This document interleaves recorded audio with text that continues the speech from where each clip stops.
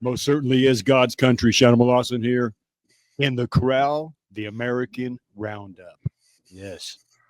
We're a hard-hitting docu-journalistic masterpiece. We talk about the American dream and families. We walk a different road off the beaten path because we have the courage to do so. Our sources are impeccable and accurate. We champion veterans and the U.S. military, including the history of heroes and the branches. We are horse people and wild horse advocates. We believe in the Western and American traditional way of life. We believe in athletes and fair play. Finally, we believe in the golden rule, Jesus, and God. Pearl Harbor Day is Sunday, December 7th, 1941. The Japanese pulled a sneak attack on Pearl Harbor in Hawaii. A lot of controversy around that as to who knew when and who let it happen. Regardless, 2,403 people died. That was 1.5 hour attack. It was only an hour and a half. It started at 7:55 a.m. Sunday morning. Everybody was hungover, partied Saturday night. So it was a well-planned sneak attack by the Japanese. They had their entourage in Washington, D.C., delegating with our government at the time of the attack. Supposedly they didn't know. The delegates didn't know. Anyway, regardless of the politics of that, 1,177 Navy mariners and Marines died on the USS Arizona. They were able to get a couple hundred of those bodies off, but there's still over 900 bodies in the Arizona at Pearl Harbor. My friend Neela was there, and she said that there's still oil and materials and stuff coming off that thing. It's an eerie. You can only get out there by boat to the memorial.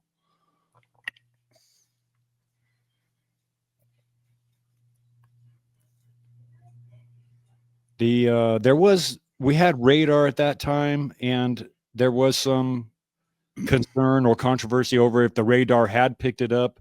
Some guys had seen the Japanese flying over the mountains before they got into Pearl Harbor. But wow, the Japanese planned this, set up dummy ships in harbors over in Japan and practiced this for quite some time. Of course, it made Germany real happy because that would have United States allocating resources to the Pacific region. Let's see. There was, I think, 8 ships. 4 ships were sunk. 8 ships were damaged. The USS Nevada being one of them. The USS Nevada was beached and actually blocked the harbor for a little while. There was 129 Japanese killed also. So they lost some guys there, but nothing compared to what we lost. There were 3 Nevada sailors on the Arizona. All 3 of those died. There was one from Reno, one from Biawabi, and one from Wells. So if you're going to fly your flag half-mast on Sunday, please do. That's for December 7th, Pearl Harbor Day. Now, recently, Navy divers, the Corps of Engineers and Navy divers removed 2 concrete platforms that weighed over 100 tons that were set up on the Arizona to remove guns and munitions. So this week, they just finished removing over 100 tons of concrete off the Arizona so it doesn't collapse and go through the deck. So that was just completed. I just found out about that today. We did go on to win the war. We took out the Japanese Navy at Midway, basically, and saved the world. So the U.S. Navy, were the heroes in that, of course. And thank God for that. And that Midway battle was fought between carriers and airplanes. So that was we had the Japanese on the run at that time and then finished them off in Leyte Gulf in 1945. In the corral today on the American Roundup, we've got Greg Meakin out of Arizona. He's somewhere there in Arizona, the land of milk and honey and sunshine. Greg, how's it going? Oh, it's going so awesome, Shanimal. So awesome. It's a rare week where I'm not broadcasting. I have time today, like on a Friday. It's on a Friday. Well, thank you Uh, for short notice coming in on short notice. I really appreciate it. Val is on. uh, She flew somewhere on vacation. I hope. she's traveling. Yeah. How I was traveling to Florida doing the Disney World gig All right. That's with the good for the family. So I kids. said, "Get your wallet ready, Val. Get your wallet ready." I couldn't believe that stuff. It is so great to be back with you, Shanimal. Awesome, You know, Greg. America Matters Media to me, seriously. We've done a lot of work together. I went through my YouTube today. There were like 5 different episodes of MAGA Matters. Yeah. That one back with, if you remember, the one of the first ones was me and Captain James McCormick, and that went like a long way. I know for a fact, small world, but I know for a fact that show, and I think one of the others was actually monitored by the Trump organization, Donald Trump organization, which is kind of cool. That's kind Nice. of cool, and that shows just Eddie's reach and stuff, right? Exactly. Yeah, we Going reach back, worldwide, no doubt about it. You know, we're conservative talk. We're America all the way, America oh, first. So this platform, we're one of the few out there, Greg, that can say what we want when we want. We don't have absolutely. to get okay. Yeah, my mantra is in all of my intros to any shows I do is raw, unscripted, uncensored, uncanceled, and now we can say undoxed and unswatted. That's Shanimal, right. Yeah, this is a war coming from the other side. We've taken sides. You know, absolutely. don't We're get me outlaw off to radio. Yeah. don't get me off to the races. I'm all rested up this week, Shanimal. But honestly, coming back to America Matters Media, I really mean this. Even just watching you in your studio there, I sat there live and did the same thing. What a wonderful organization, just a wonderful culture you guys have. America Matters Media, to me, seriously, it feels like a warm cup of soup around a campfire. Awesome. Seriously. And you just don't find that out there in the marketplace. So I really do thank you guys. Always shout outs to Eddie Floyd, the Yeah. Lady J, the Yep. boss of everything, to Brian. Major Ricky Harold also is our Oh, dude, CO. He's awesome. financial What a guy. Yeah, team. What a team. We got absolutely. Brian Guitar Man Shaddix. Yeah, he's And in of reserve. course, oh yeah, and of course, Grand the Man Mingus. And he is Right with there. us today. He's on the I board know. and he will be chiming in. Oh, feel free to opine, Grand. You really add to a show. Those previous shows that you had where Val Olson was on, real emotional, spiritual stuff. So really good to Absolutely. chime in, as I say, anytime. It's just great to be back with you, Shanimal. It really is. Awesome. What's your I've heard a lot about your continue mission. I'm Uh, really happy about that. And James McCormick, the hero. yeah, it's Yeah, line me up on that. yeah, it's funny because I've in the past I text Val Olson and a lot of our key people, every day, and I said, Val, it's not supposed to work this way. We've been toiling. You say just working. We do what we love. Do what you love. You'll never work a day in your life. But been doing radio, and I've been publishing, let's say, for the last 5 years since COVID. And Yeah. right now I'm sitting, and I'll tell you what, all of you guys know James McCormick. So I'll just take a quick second, if I can, here to catch you up. Yeah. Captain James McCormick, if anyone hasn't heard of him, go to my YouTube channel. There's seriously, Channel, there's like 120 videos on my YouTube channel with just Captain James. Awesome. So, but he is our 3-time Purple Heart winner, war hero from 2 different wars, Iraq and Afghanistan. And he is executive director of government affairs for the Vietnam Veterans of America. Oh. Wonderful group of more than 100,000 guys. VVA.org on that one. Seriously, check them out. VVA.org. But Captain McCormick, as a lot of us older guys are doing these days, Shanimal, is you just kind of, you want a last hurrah. You don't want to, I've known guys in their 60s and 70s, Shanimal, as a view that they're running and going better than they did in their 40s. Yeah, that's right. So Yeah, we're fourth quarter. We're fourth quarter guys. Oh yeah, Captain McCormick. He for the last 10 years or so, he had a Friday night 2-hour long form show called Continue Mission Radio, and it was just a destination audience as high as 200,000 live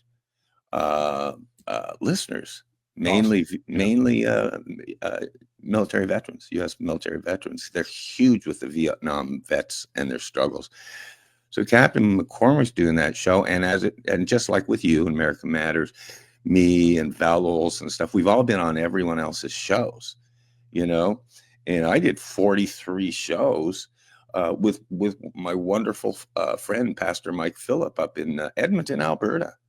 American Up Radio. We did 43 shows, Shanimal. So it's just been fun. But Captain McCormick decided to really fulfill his lifelong dreams, which is launch his own signature platform, TV and radio. And I was blessed to not only be able to write a cool introduction to his an amazing book, Shanimal, Battle Tested Faith, but he asked me to produce the Veteran Channel. And that's James McCormick's baby, the Veteran Channel. And right now it's platform. We've done multi-pilots ready to go. And here's a little breaking news. Starting in January, probably the first week of January, we're really going to roll out nationally. We have zero, and I've kept it this way. We have 0 sponsors, 0 donors, no advertisers, but that'll be maybe partnering for January. But God love Captain McCormick and this show, Veteran Channel. So I basically said, just continue your radio show, James. Continue mission. And now we've got probably a dozen of those shows, continue mission, in the can. So I'm just really proud, and I'm proud to be a part of it. I moved to be such a key part of this little team, as I call them. I call them AZ48 down here, right? But just so, Yeah, right. and that includes you guys. America Matters Media. I'll tell you what, I haven't been able to travel in the last year because of my dog. God love him. But our next stop is Reno, Nevada. Shanimal, we've connected with you and everyone there really deeply. So bottom line, this show even will be replatformed multi platforms, including this is the Veteran Channel is Apple TV, Amazon Fire, and Roku. It'll be on my YouTube channel, which is Greg Meakin. It's always just my name, GregMeakin. And just back to you, Shannon. I'm just thrilled to be back. How can we ever get caught up on how much stuff's going on these days? It's going so fast too. It's really hard to keep up on it. You got to stay away from the distractions and stay where we need to be directed. A lot of distractions out there. You know what I mean? Oh, left and right. And right. Right. You've got to keep it simple. Everyone's taking sides. I don't even banter on social media about politics anymore, Shan. I'm telling you what, it's because no one's changing their mind. So that said, take sides. Yeah, and everybody's saying, "No, we got to talk to each other." And and then as soon as you get dialogue, that ain't working. You're not going to convince these libtards of anything. Oh no, they all say we need to have a discussion about this. No, the conservatives want a discussion with you guys, as long as you don't dox us and cancel us for doing that. You know, just try it. Go ahead, try. Yeah, hey, right. Yeah, I got my bulletproof vest. So. I'm just glad I'm on this side. I'm going to get your reviews on Pearl Harbor. It's Pearl Harbor Day on Sunday, December 7th.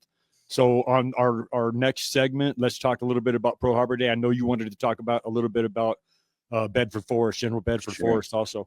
If you have time. Yeah, we got time. Shanimal Lawson in the corral, the American Roundup. Later.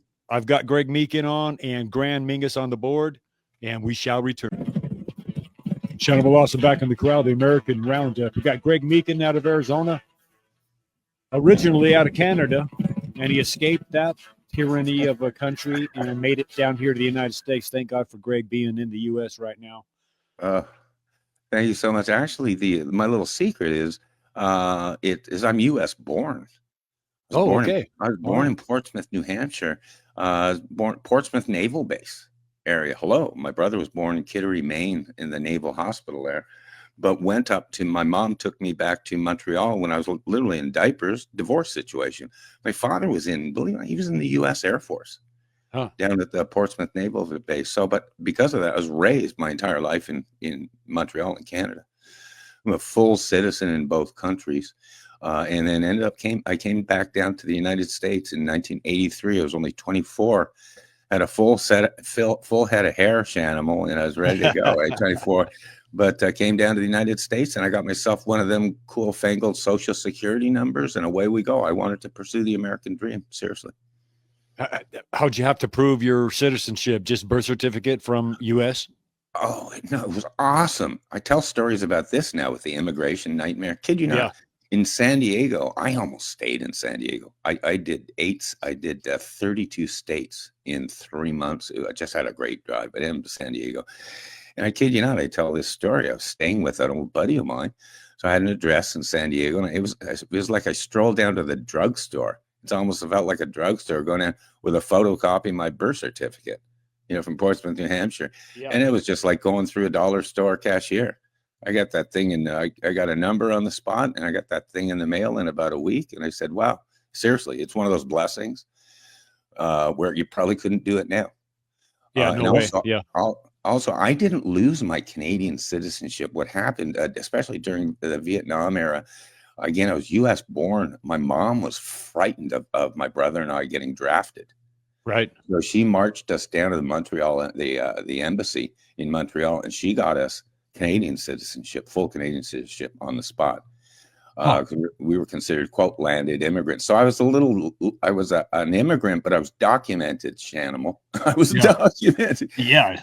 So away we go. So because I was 15, I was underage. I didn't lose my U.S. citizenship because of that.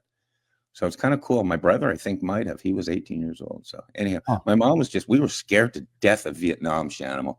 We talk about it a lot down here, and we talk about all the veterans of Captain McCormick and all these heroes, Eddie Floyd, Sammy Davis, these guys, and nobody knows what they sacrificed.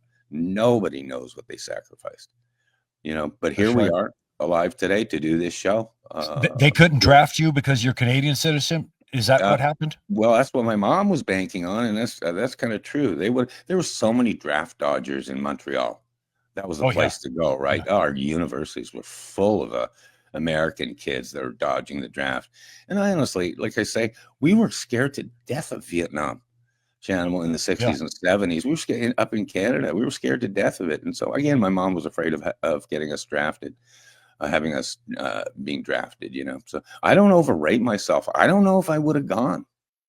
I don't overrate myself. I'm saying, boy, especially up in Canada, we just didn't have a good view of that war at all, Shanimal.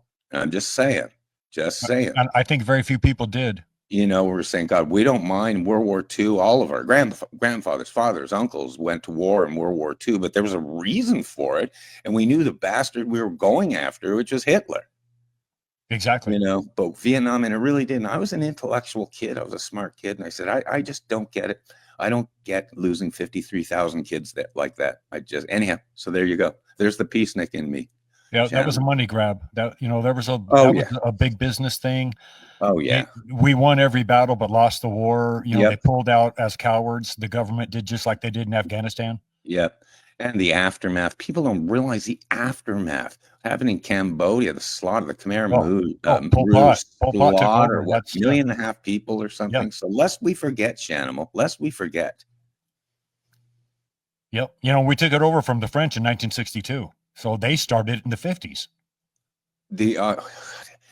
I didn't get that stuff at all. I didn't get that whole era. We had China involved, and I heard one of the big debates was oil. At least this is Japan in World War II, was oil. It's always the reasons you never know at the time. Exactly. And they tried to say it's about communism, but follow the money. Oh yeah. I know Johnson's made a lot of money off that, Lady Bird and LBJ.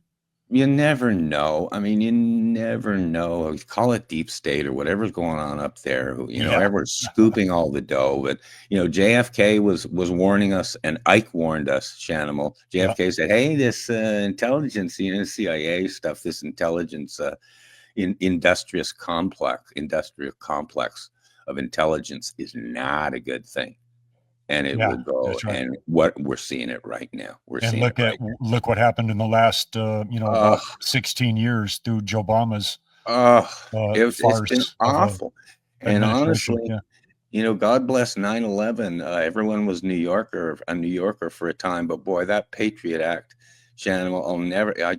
With George W. Bush, that scared me to death, and I think we're now only 2025 realizing, just the power that we gave to our intelligence agencies. Absolutely. I've never For seen what? Never seen it like out of fear. That thing needs to go away. It needs to be done away with, because we did give up a lot of rights on that. Big time. There's people that J6ers, including my friend Robert Morris, who was supposed to be on today. He missed his flight. They call him the Lego man, but he was locked up for 2.5 years. And this guy did 3 terms, special forces. They locked him up. He was a teacher for the kids. Yeah. And they locked him up. They called him Lego man because he had a Lego version of the Capitol in his house. They used that to help convict this guy. Oh yeah. A war hero, 3 terms. And finally he gets a pardon from Trump. He's been on the show several times. He's going to be talking Monday the 8th right here at the Reno Town Mall. Nice. He was supposed to be on today, but I had to do a best of because I had a problem with an animal. So we did a best of for the Nevada Roundup, but we're live right now, and Robert Morris will be here Monday, and hopefully maybe we'll do a show, Greg, and I'll hook you up with him also. He can get love to with Captain McCormick and you and get on the Continue mission. He wrote a book in prison. They snuck it out. So he's got a book, and I think they're writing another one. But this is one upstanding individual, what a story. War hero, and then spending 2.5 years in jail. And if the administrations wouldn't have changed, he'd still be there. They were never going to let those people out. I can't believe we're seeing this stuff. Yeah. Back in the Al Capone days. That's part of the Patriot Act, my man. They called it a frame job or a frame up. You manufacture a story, whatever, but to take the person down or to stick them in jail. There should be a rule here for every day you stick innocent guys like that in jail. And there were those guys up in Canada, the Coots 4 and stuff, and a lot of January 6s. 2-3 years in jail, solitary confinement. You should have a rule where, when they get out, you owe them a couple of $1 million or $10 million to apologize, because that's outrageous.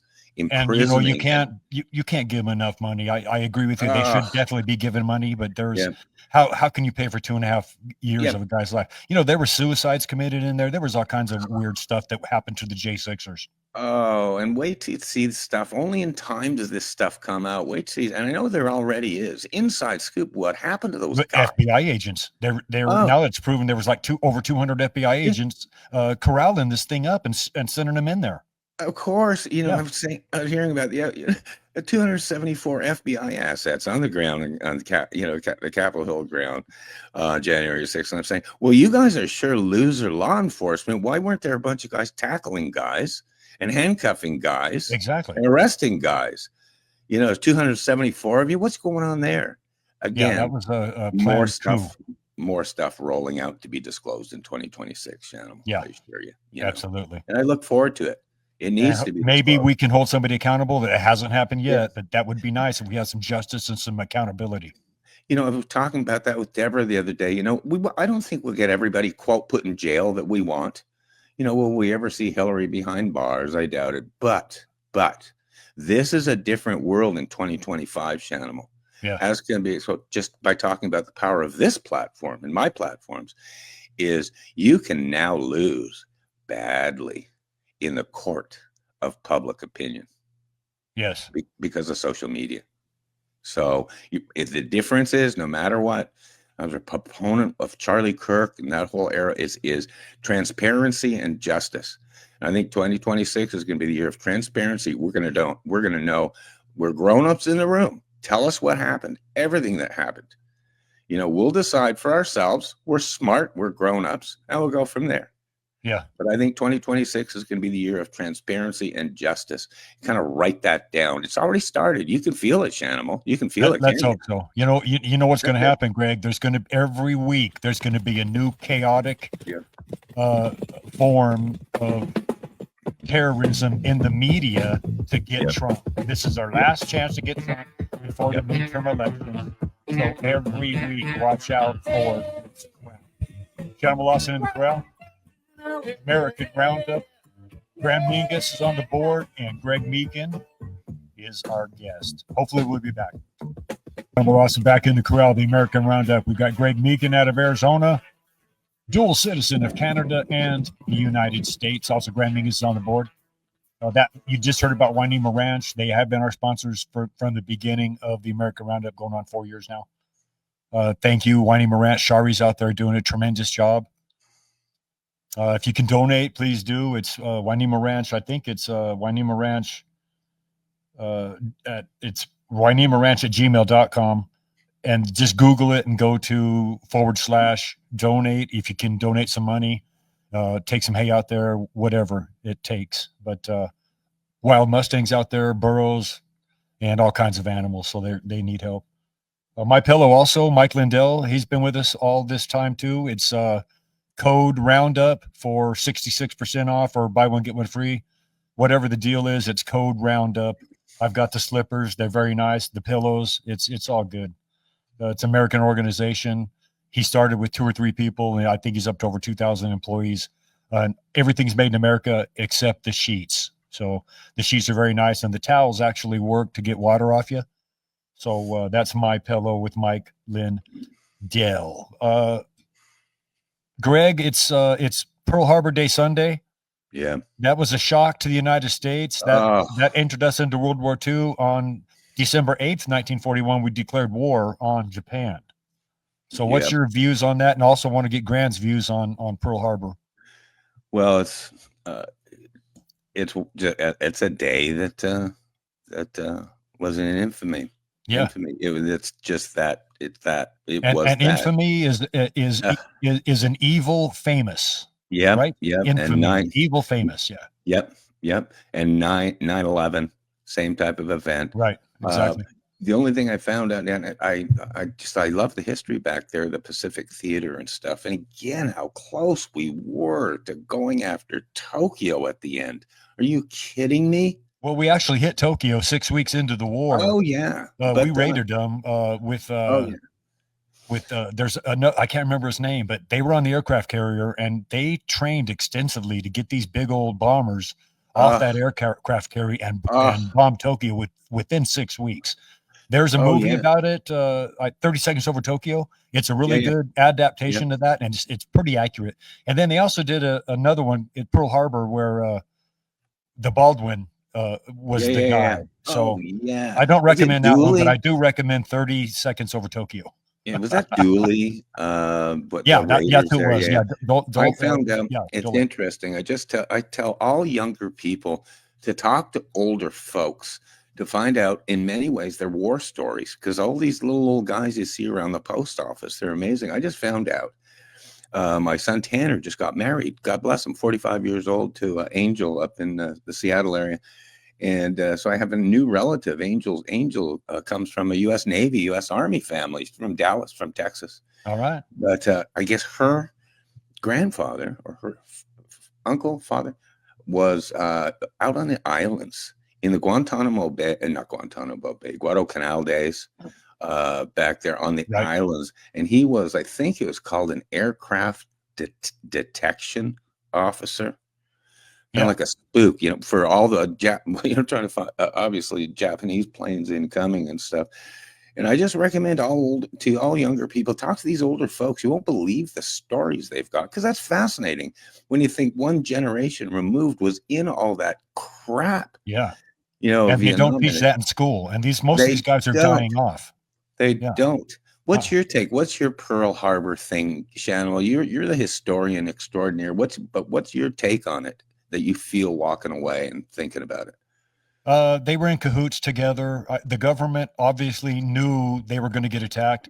It might have been the only way to actually enter the war, because at that point we had a hands-off philosophy, and the war had been going on for years. I mean, the Flying Tiger started in Indochina in 1939, 2 years before the war. Those are the Flying Tigers. Yep. So we knew what was going on. These were volunteer pilots that went over there with the Flying Tigers in 1939. And, and Hitler started his stuff in 39. So we were hands off until 41. We let Europe get taken over until Japan bombed us. Gran, coming out of LA, what's your views on the Pearl Harbor?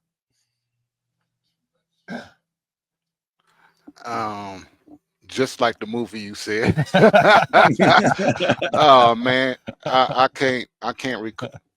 I remember speaking to veterans growing up, and they used to tell me a lot of stories. And they had started off, if somebody gave you a bag and they told you to deliver it and you didn't know what's in it, would you take it? And I said no.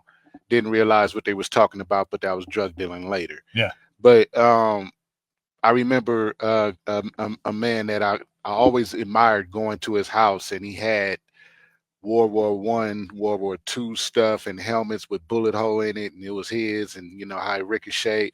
And he was telling me so many stories, but I wish that I can really, you know, recollect what was being said at the time, because I was about only 11 or 12, maybe 10, 9. I remember going for 4 years into his house hearing different stories, but it was just so many different stories.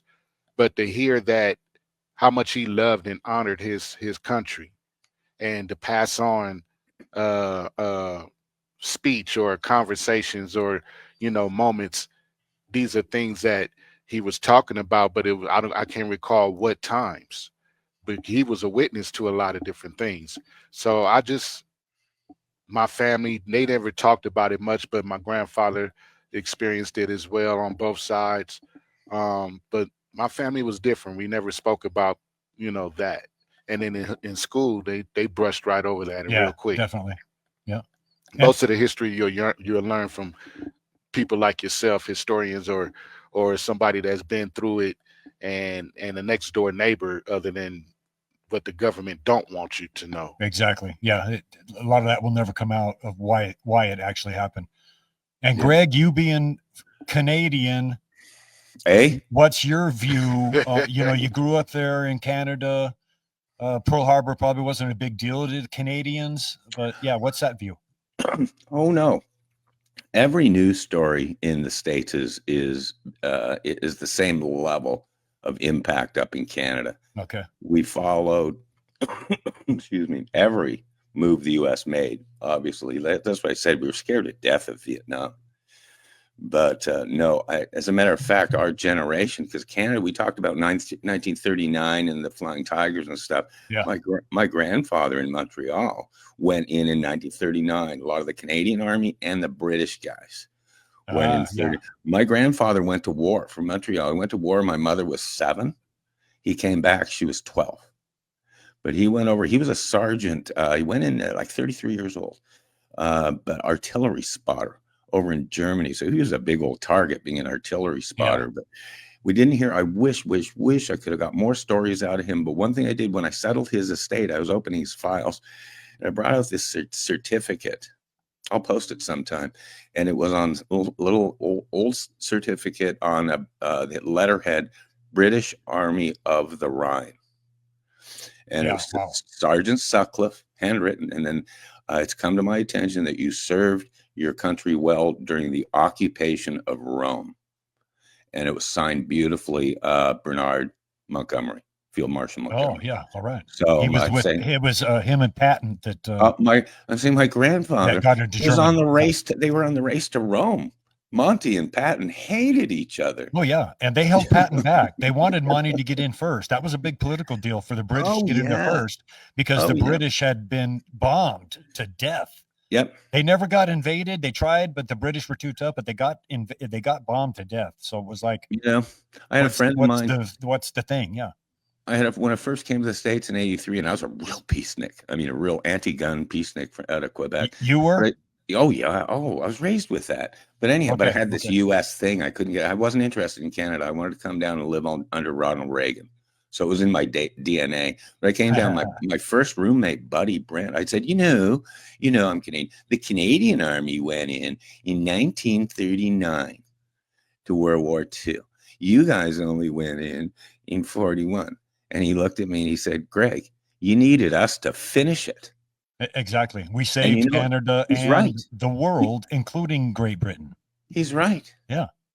And if anyone, just like the Revolutionary War and stuff, if anyone doesn't know how close we were to losing our country and our civilization, that Hitler, he wanted England bad. And the U.S. He wanted half the U.S. and Japan wanted the other half. Big time. God, it's great chatting with you today again. It's great catching up, man. Absolutely. Yep. And it's the history of this is incredible. Oh. I did want to, because I was really going to ask your opinion on it. I've just scoured 2 books, just devoured 2 books. Bill O'Reilly, the Killing series. Right. I've read all 13 and multi-times. I am multi-times. But I just finished his new one. Deborah got it for me, Confronting Evil. And it's amazing. It's about the maniacs of our history, the genocide guys, the Hitlers, the Putins, blah blah, and Stalin, Pol Pot. Yeah, but it just goes on and on. It kind of shattered me a little bit. He had a chapter on Nathan Bedford Forrest. Oh, he was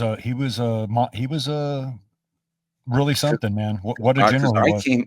I wanted your advice or just your feedback on this, because you're the historian of that era and stuff. But I said, Nathan Bedford Forrest, he was known as the greatest cavalry commander really in the history of the United States. He was better in the Civil War, for the South.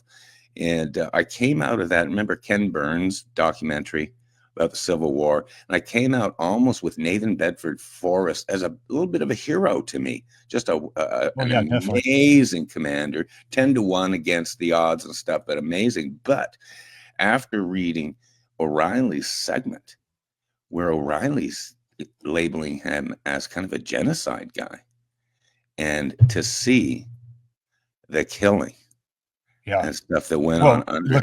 Look what Grant did on the other side. Oh yeah, it was both sides, It was both sides, including the Indian Wars and stuff. But it's hard for me to come to grips with, so just to kind of weigh and understand the violence back then. The was incredible. Absolute racial violence. That Nathan Bedford Forrest, I didn't know he was one of the wealthiest men in America. He was a slave trader, he and his brothers. Yep. He was a slave, and he was the first Grand Wizard of the Ku Klux Klan. We remember that. We need to teach in high school that the Republicans came to being to save the slaves, to save the slaves, exactly. And women voting and stuff. So that needs to go into high school. But I wanted your opinion on that. Nathan Bedford Forrest, is that guy a hero or is he a tyrant? Well, he's definitely not a hero. Yeah. They do what they have to do in war. Sherman, look at the killing Sherman did on his march. So, and then as far as being the best cavalryman ever, I don't know. Jeb Stuart's right in there too. Oh, there you go. Well, that was under Robert E. Lee and was under Stonewall Jackson. Sure. He was one heck of a cavalryman. And matter of fact, they lost Gettysburg, which basically lost the war for the South because Jeb Stuart didn't show up. Yep, that's right. Yeah. That's right.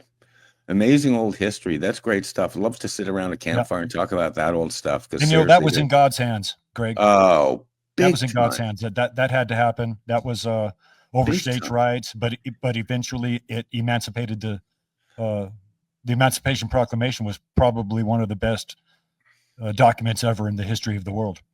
Ever. Once again, young people need to look back and listen to this history. Because we're a young country, SHANIMAL. We're only 250 years old. Yeah, that's nothing. Some of these countries are a couple thousand years old.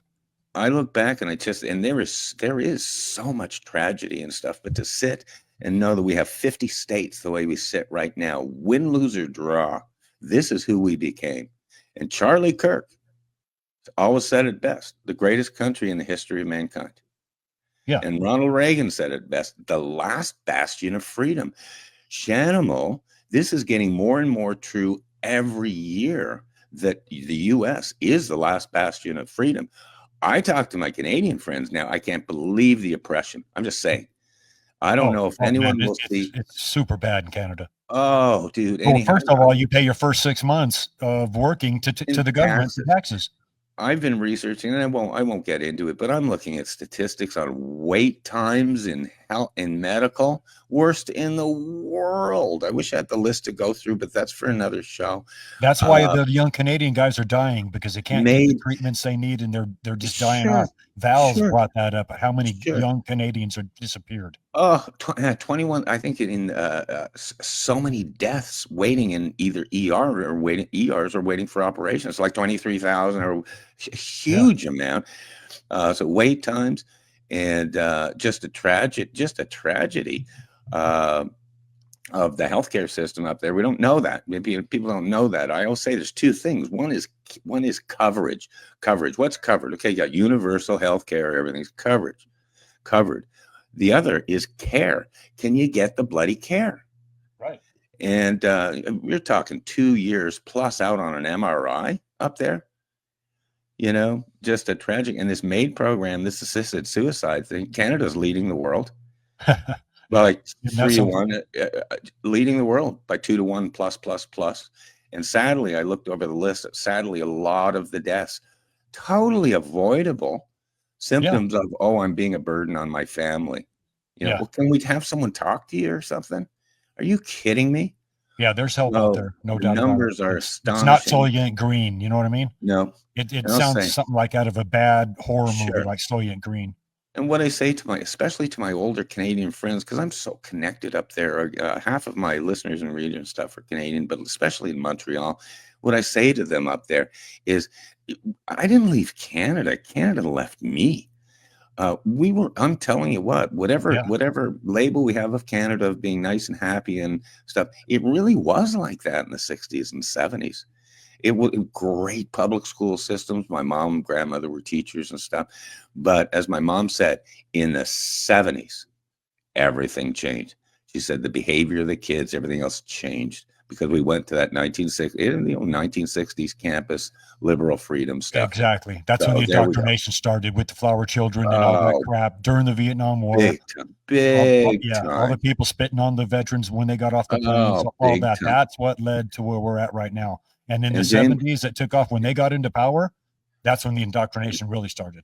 Yeah. And that's why James McCormick, dealing with the Vietnam vets, these are the most hardworking, volunteer, loyal guys in the world, because they said, never again will a younger generation be received the way we were in Vietnam. Yeah, never again. You know, said never again. And they work all the time. These veterans are amazing. Vietnam veterans of America are amazing. And again, legislation in stuff like, you know, deferred prosecution for jail time for guys who have PTSD. Awesome stuff like this. So they're really getting down and dirty as far as trying to change things, not just talk about them, right? But change them. God, it's great to get it changed. Yep.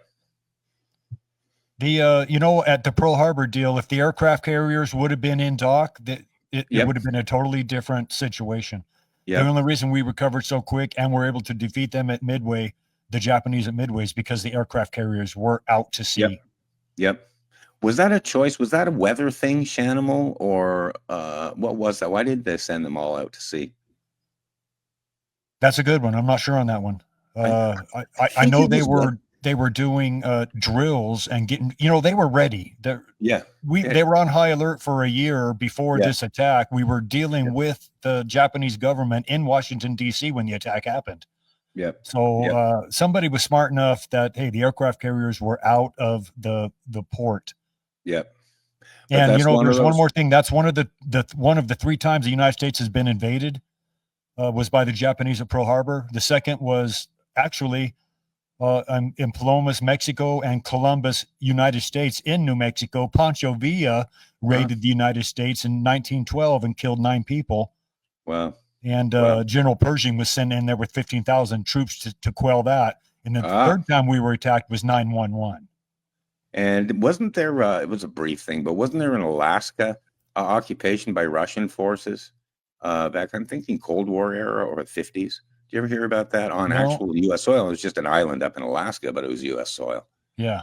I'm not sure if they dominated that one or if blood was shed. That's a good one. I'll have to research that. Interesting. I don't think so. I think it was just a thingy that happened, but it was an occupation and there were Russian forces on U.S. soil. So there you go. Incredible. Yep. You know, and we were friends with them up until then. They gave us Alaska because of we gave them $7 million when they blockaded Charleston Harbor. Yep. And that was the payment. They said, okay, we'll give you Alaska. They didn't want us to come out that we're paying them $7 million because they blockaded Charleston Harbor. So they gave us Alaska, and you know, they made a mistake there. Look at Alaska. You look back, and I was mentioning our 50 states, you go back only 250 years, you just think about it. 2 things. The Louisiana Purchase and Stewart's Folly, the Alaska acquisition. And that was a done deal. I mean, they blamed it on Stewart. They had to have a scapegoat, but that was done through the government to government, so we could pay them back for what they did for us in the Civil War. Yeah, and without that, I'll bet we're missing half the country. Exactly. Louisiana Purchase. So I'm saying there are 100 different ways the United States might not have been the United States the way it sits right now. Yep. And that was in God's hands. Yep, I'll take it. I'll take our leader right now, Donald Trump. I'll take our administration. I'll take our country. I'll take our First and Second Amendment and go from there. Awesome. Let's keep that going. Second Amendment protects the First Amendment. That's what we need. SHANIMAL, LAWSON in the corral. The American Roundup. Boy, that went really quick. Thanks so much, Greg Meakin.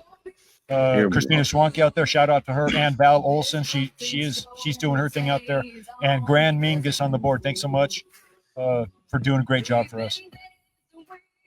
America, stand up. Time to get your country back. We got midterms coming up in 26. We're already politicking right now. So get in the fight. Stand up. We have a chance right now to get our stuff back, get our country back on track. So let's do it. Thank you so much, Greg Meakin. God bless you, and God bless America. You too.